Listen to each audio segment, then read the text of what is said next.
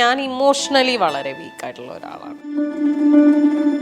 കരയും, അടിപൊളിയായിട്ട് കരയും. എനിക്ക് അവസരങ്ങളില്ല എന്നുള്ളത് ഏറ്റവും വലിയ നെഗറ്റീവായിട്ട് ഞാൻ കാണുന്നത്. ഒരു മനുഷ്യരെ ഞാനത് തൊടാൻ സമ്മതിക്കില്ല. ഞാനത് ലോക്കറിനകത്തൊക്കെ വെച്ച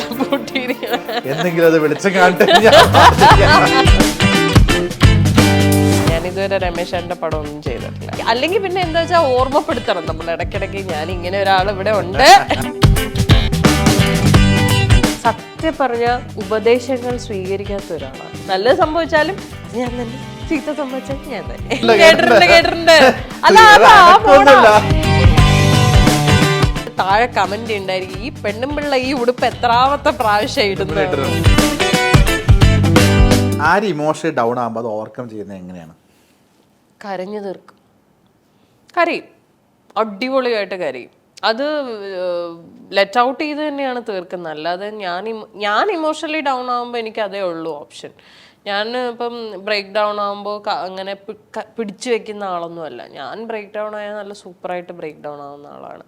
ഭയങ്കര വളരെ ദയനീയമായ അവസ്ഥയിൽ ഞാൻ കരഞ്ഞ് അലമ്പാറുണ്ട്. കരഞ്ഞ് തന്നെ തീർക്കും. ഒന്ന് കരഞ്ഞു കഴിയുമ്പോൾ ചിലപ്പോൾ ഞാൻ ഒന്ന് കൂൾ ഡൗൺ ആവും.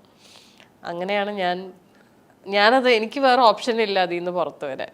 ഞാൻ കരയും, പിന്നെ ഞാൻ എഴുതും. എനിക്ക് ഡെയിലി ജേർണൽ എഴുതുന്ന പരിപാടിയില്ല.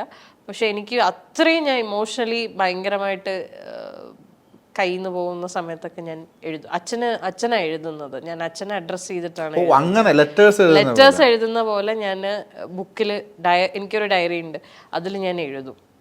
അപ്പോൾ ആ എഴുതുമ്പോൾ കുറേ ഞാൻ അതിലും ലെറ്റ് ഔട്ട് ചെയ്യും. അച്ഛനുള്ള എഴുത്തായിട്ട് അങ്ങനെയാണ് സാധാരണ ചെയ്യാറ്. ഈ രണ്ട് വഴിയാണ് കൂടുതലും. അതിൽ എനിക്കൊരു കംഫർട്ട് കിട്ടും. പിന്നെ ഇപ്പം എൻ്റെ ഒരു പരിപാടി എന്ന് പറഞ്ഞാൽ ഇപ്പൊ ഒരു 1 year ആയിട്ട് ഡ്രൈവ് ചെയ്യാൻ പഠിച്ചു.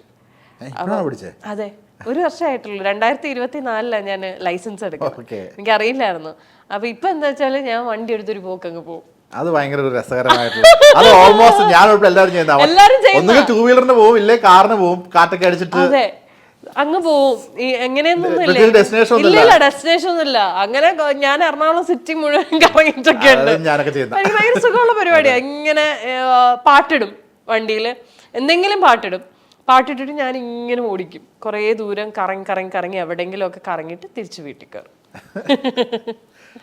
അതെനിക്ക് റിലേറ്റ് ചെയ്യാൻ പറ്റും.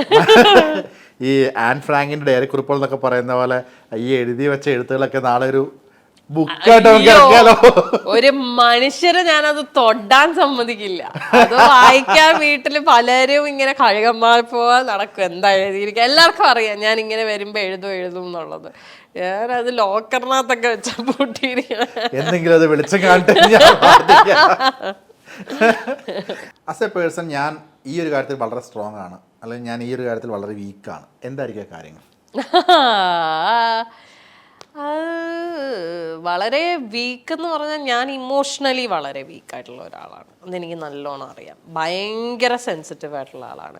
എന്നെ കരയിപ്പിക്കാൻ ഭയങ്കര ഈസിയാണ്, എന്നെ സന്തോഷിപ്പിക്കാനും ഭയങ്കര ഈസിയാണ്. So emotional quotient is very fragile എൻ്റെ കേസിൽ. അത് വളരെ വീക്കായിട്ടുള്ള ഒരു പാർട്ടാണ്. സ്ട്രോങ് എന്ന് പറയാനായിട്ട് ഐ തിങ്ക് എന്നിലെ ഞാൻ നല്ലൊരു സുഹൃത്താണ് എന്ന് എനിക്ക് എപ്പോഴും തോന്നിയിട്ടുണ്ട്. I M a good front. ഒരു ഫ്രണ്ട്ഷിപ്പ് എലമെൻറ്റ് എന്ന് പറയുന്ന സാധനമല്ലേ, അത് എൻ്റെ പേഴ്സണാലിറ്റിയിൽ കുറച്ച് സ്ട്രോങ് ആണ്. I M A giver. അത് എൻ്റെ അച്ഛനും അങ്ങനെയായിരുന്നു. അതെല്ലാവരും പറയും, അച്ഛനെ പോലെ തന്നെ പറയും. എൻ്റെ അച്ഛനും എങ്ങനെയായിരുന്നു. എൻ്റെ അച്ഛനും ഫ്രണ്ട്ഷിപ്പിന് ഭയങ്കരമായിട്ട് വാല്യൂ കൊടുത്തിരുന്ന ഒരു മനുഷ്യനായിരുന്നു. അദ്ദേഹത്തിൻ്റെ സുഹൃത്തുക്കൾ ഇന്നും എത്ര പേര് അദ്ദേഹത്തിൻ്റെ ഒരു സൗഹൃദം എന്നുള്ള ഒരു ഇതിൽ അദ്ദേഹത്തിനെ ഭയങ്കര പോസിറ്റീവായിട്ട് ഓർക്കുന്നതും they feel very happy and proud when they talk about it. അപ്പം എനിക്ക് തോന്നിയിട്ടുണ്ട്, ഞാനത് കണ്ടിട്ടും ഉണ്ടല്ലോ കൊച്ചിലെ തൊട്ട്. I have seen my father that way. അപ്പം എനിക്കും തോന്നിയിട്ടുണ്ട് ഞാനും ഫ്രണ്ട്ഷിപ്പിനെ ഭയങ്കരമായിട്ട് ചെറിഷ് ചെയ്യുന്ന ഒരാളാണ്. I'm a good friend എന്ന് എനിക്ക് തോന്നി. നല്ലൊരു ലിസണറാണോ? യെസ്, നല്ലൊരു ഫ്രണ്ട് ആകുമ്പോൾ സ്വാഭാവികമായിട്ടും നല്ല ഓബ്വിയസ്ലി അല്ല അതാണ് അതുകൊണ്ടാണ് അതെ അതുമാണ് I'm a good listener എന്ന് എനിക്ക് തോന്നിയിട്ടുണ്ട്, എന്നോട് പലരും പറഞ്ഞിട്ടുമുണ്ട്. ഈ നല്ലൊരു ലിസണർ എന്ന് പറഞ്ഞു കഴിയുമ്പോൾ ഒരു സുഹൃത്തിൻ്റെ കാര്യങ്ങളെല്ലാം കേട്ടിട്ട് അവർക്കൊരു ഉപദേശം കൊടുക്കുക എന്നൊരു സ്റ്റേജിൽ നമ്മൾ കടന്നു പോയിട്ടുണ്ടാവും. ഇതേ കാര്യം തിരിച്ച് സ്വന്തം ലൈഫിലേക്ക് വന്നു കഴിയുമ്പോൾ നമുക്കൊരു ഉപദേശത്തിന് വേണ്ടി ഇപ്പോൾ സിസ്റ്റർ, അമ്മ, അതല്ലാതെ ഒരാളെ വിളിക്കണമെന്നുണ്ടെങ്കിൽ ആരായിരിക്കും? ഞാൻ സത്യം പറഞ്ഞ ഉപദേശങ്ങൾ സ്വീകരിക്കാത്ത ഒരാളാണ്. അതായത് ഞാൻ കേൾക്കും, എല്ലാം കേൾക്കും, എല്ലാവരും പറയുന്നത് ഞാൻ കേൾക്കും. ഇതിലേ കേട്ടിട്ട് അവസാനം അറ്റ് ദി എൻഡ് എന്ത് ഡിസിഷൻ എടുക്കണം എന്നുള്ളത് അത് ഞാൻ തന്നെ, എനിക്ക് മനസ്സിന് ഇഷ്ടമുള്ളതേ ഞാൻ ചെയ്യുള്ളൂ. അതാണ് ഇപ്പോഴും ഏറ്റവും നല്ലത്. അതങ്ങനെയാണ്. അത് നല്ലതാണെങ്കിലും ചീത്തയാണെങ്കിലും ഞാൻ അതിന്റെ റെസ്പോൺസിബിലിറ്റി എടുത്താൽ മതിയല്ലോ. ഞാൻ ഒരിക്കലും മറ്റൊരാളെ റെസ്പോൺസിബിൾ ആക്കേണ്ട ആവശ്യമില്ല. അതിന്റെ ഔട്ട്കം എന്ത് തന്നെ ആയാലും എന്റെ ഡിസിഷനാണ്. എക്സാക്ട്ലി. അതുകൊണ്ട് ഉപദേശങ്ങൾ പൊതുവെ അങ്ങനെ ഞാൻ പക്ഷെ ആരെയും വെറുപ്പിക്കാറില്ല. എല്ലാവരും പറയുന്നത് ഞാൻ കേൾക്കാറുണ്ട്, തലക്കാട്ടി കേൾക്കും, എല്ലാം കേൾക്കും, വളരെ സമാധാനത്തോടെ ഇരുന്ന് കേൾക്കും. എനിക്ക് പക്ഷേ ഇത് കേട്ടിട്ടുണ്ട്.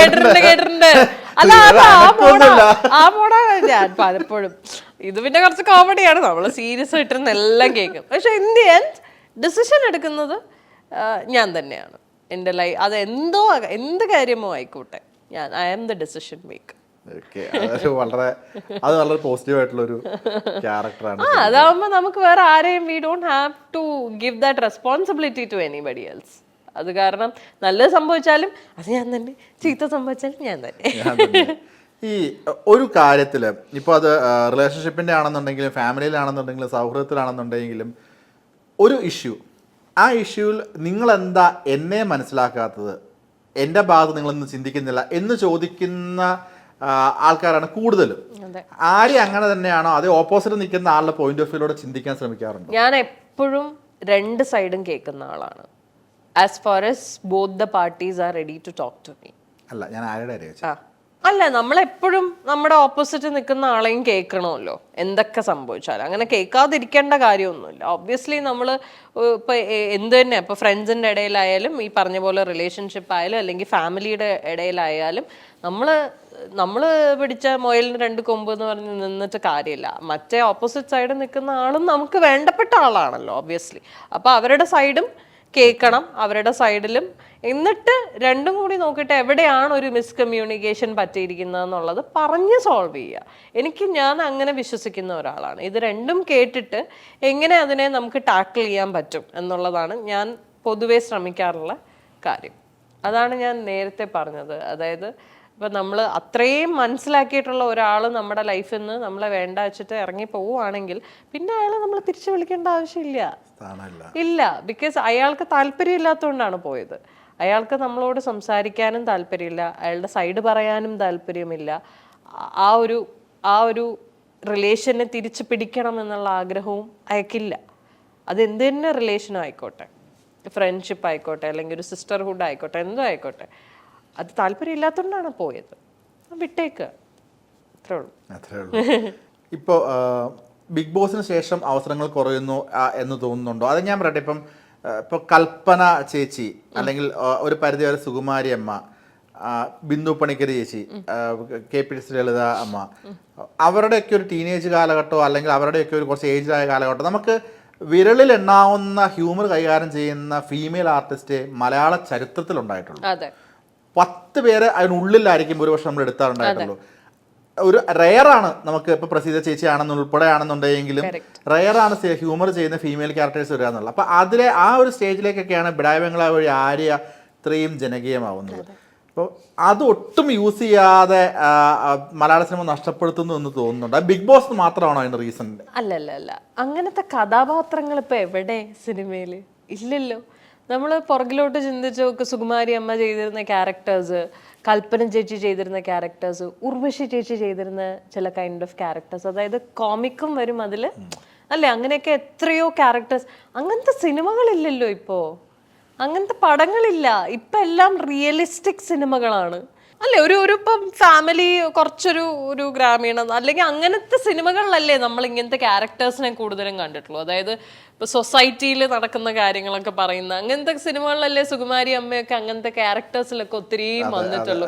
കൽപ്പന ചേച്ചി ആണെങ്കിലും കുടുംബം ഫാമിലി ബേസ്ഡ് വരുന്ന കുറേ സിനിമകൾ, ഇപ്പൊ എത്ര സിനിമകളുണ്ട് എടുത്തു നോക്കിയാൽ അങ്ങനത്തെ ഒക്കെ നോക്കുകയാണെങ്കിൽ. സോ അങ്ങനത്തെ ഒന്നും സിനിമയേ ഇല്ലല്ലോ ഇപ്പോ. നമ്മുടെ ഇപ്പൊ ഈ പറയുന്ന പോലെ മേലെ പറമ്പിൽ ആൺവീട്, അമ്മ, അമ്മായി അമ്മ, അങ്ങനെയൊക്കെ കുറെ നമ്മള് പിന്നെയും ഇപ്പോഴും ഇട്ട് കാണുന്ന കുറെ ക്ലാസിക് സിനിമകളുണ്ട്. ഇതിലൊക്കെ കുറെ ക്യാരക്ടേഴ്സ് ഉണ്ട്, ഭയങ്കര രസമായിട്ട് കോമഡിയും സീരിയസ് ക്യാരക്ടർ എല്ലാം ഒന്നിച്ച് വരുന്ന ഭയങ്കര കിടിലം ഹോംലി ആയിട്ടുള്ള കുറച്ച് ലേഡീസ് ക്യാരക്ടർ ഉണ്ട്. അങ്ങനത്തെ സിനിമകളിൽ ഇപ്പം ഇല്ല. ഇപ്പം എല്ലാം ജോണറേ മാറി. ഇപ്പോഴത്തെ സിനിമയുടെയും ഒരു പാറ്റേൺ കംപ്ലീറ്റ് മാറി. ഇപ്പൊ റിയലിസ്റ്റിക് സിനിമകളാണ്, എല്ലാവർക്കും സീരിയസ് ക്യാരക്ടേഴ്സാണ് കൂടുതലും. കോമഡി സിനിമകൾ ഇറങ്ങുന്നത് വളരെ വളരെ കുറവാണ്. കോമഡി ബേസ്ഡ് ആയിട്ട് ഇപ്പൊ കൂടുതലും വരുന്നത് കോളേജ് മൂവീസാണ് അല്ലേ. ഇപ്പൊ ഒരു യങ്സ്റ്റേഴ്സിന്റെ സിനിമകളാണ്. ഇപ്പൊ ഒരു പ്രേമലു പോലെയുള്ള സിനിമകളൊക്കെയാണ് ഇപ്പം ഒരു കോമഡി അല്ലെങ്കിൽ കുറച്ച് ഈ പറയുന്ന പോലെ ആൾക്കാരെ ചിരിപ്പിക്കുന്ന എലമെന്റ്സും ഉള്ള സിനിമകൾ എന്നൊക്കെ പറയുന്ന അങ്ങനത്തെ ജോണറിലെ സിനിമകളാണ്.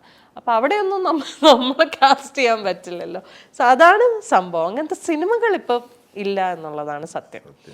ഒരു നടി എന്ന രീതിയിൽ ആര്യയുടെ ഏറ്റവും വലിയ പോസിറ്റീവും നെഗറ്റീവും എന്തായിരിക്കും? വ്യക്തി എന്ന രീതിയിൽ പറഞ്ഞു കഴിഞ്ഞു. ഒരു നടി എന്ന രീതിയിൽ ശരിക്കും പറഞ്ഞാൽ അത് ഞാനല്ല പറയേണ്ടത്. നെഗറ്റീവ് എന്താണെന്ന് ചോദിച്ചാൽ എനിക്ക് അവസരങ്ങളില്ല എന്നുള്ളത് ഏറ്റവും വലിയ നെഗറ്റീവായിട്ട് ഞാൻ കാണുന്ന ഒരു നടി എന്ന രീതിയിൽ. ചിലപ്പോൾ ഞാൻ അതിനു വേണ്ടി ശ്രമിക്കാത്തത് കൊണ്ടായിരിക്കാം, അതെൻ്റെ ഒരു നെഗറ്റീവായിട്ട് ഞാൻ കാണുന്നു. പോസിറ്റീവ് എന്ന് പറഞ്ഞാൽ I am a director's artist. അത് ഇത് ഞാനായിട്ട് പറയുന്നതല്ല, ഞാൻ വർക്ക് ചെയ്തിട്ടുള്ള ഡയറക്ടേഴ്സിൻ്റെ ഫീഡ്ബാക്കും കൂടി കൊണ്ടിട്ട് ഞാൻ പറയാണ്. എന്താണോ എൻ്റെ ഡയറക്ടർക്ക് വേണ്ടത് അത് ഒരു 80% വരെയും അതേപോലെ തന്നെ ഡെലിവറി, അതായത് അവർ നമുക്ക് ബ്രീഫ് ചെയ്യുമല്ലോ, നമ്മുടെ ക്യാരക്ടർ ഇങ്ങനെയാണ്, അല്ലെങ്കിൽ ഈ സിറ്റുവേഷനിൽ ഇത്രയും മതി, ഇതൊന്ന് കൂടുതലായി പോകരുത്, അങ്ങനെ കുറേ ഇപ്പോഴത്തെ പടം അങ്ങനെയാണ്. നമുക്ക് കറക്റ്റ് അവർക്കൊരു തോട്ടുണ്ട്, അവർ കറക്റ്റ് ഒരു മീറ്റർ സെറ്റ് ചെയ്തിട്ടുണ്ട്. ആ മീറ്ററിന് നമുക്ക് പുറത്തേക്കും പോകാൻ പാടില്ല, അകത്തേക്കും പോകാൻ പാടില്ല. അത് കറക്റ്റായിട്ട് മനസ്സിലാക്കി ഡെലിവറി ചെയ്യുക എന്നുള്ളതാണ്. അത് ഒരു പരിധി വരെ ചെയ്യാൻ എനിക്ക് പറ്റിയിട്ടുണ്ട്. അങ്ങനത്തെ ഫീഡ്ബാക്സ് ആണ് എനിക്ക് എൻ്റെ ഡയറക്ടേഴ്സിൻ്റെ അടുത്ത് നിന്ന് കിട്ടിയിട്ടുള്ളത്. സോ ഐ തിങ്ക് അതൊരു പോസിറ്റീവായിട്ട് ഞാൻ കരുതുന്നു. നടി എന്നതിനപ്പുറം നാളെ ഒരു എഴുത്ത്, സംവിധാനം, അങ്ങനെ എന്തെങ്കിലും ഒരു മേഖലയിലേക്ക് കൂടി? ഇല്ലപ്പാ, ഇല്ല. എനിക്ക് അവകാശം പിന്നെ നാളെ ഇല്ല. എനിക്ക് എഴുത്തൊന്നും എനിക്ക് പറ്റുന്ന പരിപാടിയൊന്നും അല്ല. പക്ഷെ എനിക്ക് സത്യം പറഞ്ഞാൽ എനിക്ക് ഇഷ്ടമാണ് വർക്ക് ചെയ്യാൻ.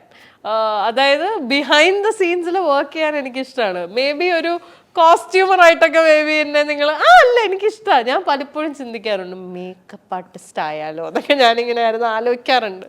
കാരണം വർക്ക് ചെയ്യാൻ പറ്റുമല്ലോ, നമുക്ക് എത്ര ആൾക്കാരുമായിട്ട് വർക്ക് ചെയ്യാൻ പറ്റും, പല അതൊക്കെ എനിക്ക് കോസ്റ്റ്യൂമറായിട്ട് ഞാൻ അതും ചിന്തിക്കാറുണ്ട്. എത്ര ഡിഫറെൻറ്റ് ക്യാരക്ടേഴ്സിനെ ഡ്രസ്സപ്പ് ചെയ്യാൻ പറ്റും. അത് ഭയങ്കര രസമുള്ള ഒരു ജോബാണ് അത് ശരിക്കും പറഞ്ഞാൽ. അങ്ങനെയുള്ള ആ ഒരു ഏരിയ എനിക്കിഷ്ടമാണ്. മറ്റേ സ്ക്രിപ്റ്റ്, ഡയറക്ഷൻ, ആ പരിപാടി ഒന്നും നമുക്ക് പറ്റിയതല്ല.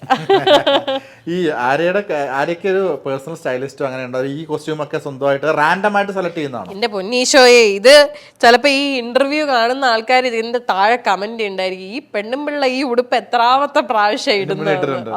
എത്ര പ്രാവശ്യം എന്ന് വെച്ചാൽ ഞാൻ റെഗുലർലി യൂസ് ചെയ്യുന്ന ഒരു കോസ്റ്റ്യൂമാണ്, എൻ്റെ സ്വന്തം ഡ്രസ്സാണ്, റെഗുലർലി ഞാൻ യൂസ് ചെയ്യും. അപ്പോൾ എൻ്റെ സോഷ്യൽ മീഡിയയിൽ ഫോളോ ചെയ്യുന്നവർക്കൊക്കെ ചിലപ്പോൾ ഇത് കണ്ടു കഴിഞ്ഞാൽ മനസ്സിലാവും ഇത് ആ ഉടുപ്പല്ലേ എന്നുള്ളത് മനസ്സിലാവും.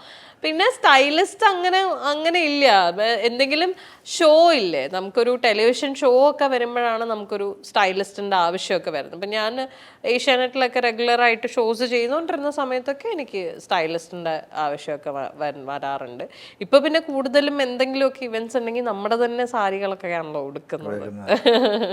ഈ ടെലിവിഷനിൽ ഇപ്പോൾ കുറച്ച് കാലമായിട്ട് ചെയ്യുന്നില്ലല്ലോ, ഇനി വിളിച്ചു കഴിഞ്ഞാൽ തിരിച്ച് ടെലിവിഷനിലേക്ക് ചെയ്യാൻ താല്പര്യമുണ്ടോ? ഉറപ്പായിട്ടും എനിക്ക് ഭയങ്കര ഇഷ്ടമാണ്. ഞാൻ എവർ റെഡിയാണ്. ഇപ്പോൾ I just did in Mazhavil Manorama. അത് ആക്ച്വലി ഞാൻ ഒരു പെർമനൻ്റ് ആയിട്ടില്ല, ഒന്ന് ഫില്ല് ചെയ്തതാണ്. അതിൽ നമ്മുടെ ഒരു ചിരി ഇരുചിരി ബമ്പർ ചിരി എന്ന് പറയുന്ന പ്രോഗ്രാം ഉണ്ട്. അപ്പോൾ അതിൽ നമ്മുടെ കാർത്തിക് സൂര്യയ്ക്ക് കുറച്ച് ഫീവറായിട്ട് ഒരു ഷെഡ്യൂൾ വരാൻ പറ്റാത്തതുകൊണ്ട് ഞാനാണ് ആ ഷോ ഒരു ഷെഡ്യൂൾ ആങ്കർ. ഇല്ല, അതിപ്പോൾ ടെലികാസ്റ്റ് വരാൻ പോകുന്നതേ ഉള്ളൂ. അപ്പോൾ എനിക്ക് ഇഷ്ടമാണ്, എന്നെ വിളിച്ചാൽ തീർച്ചയായിട്ടും ഞാൻ ചാടി ഓടി പോവും.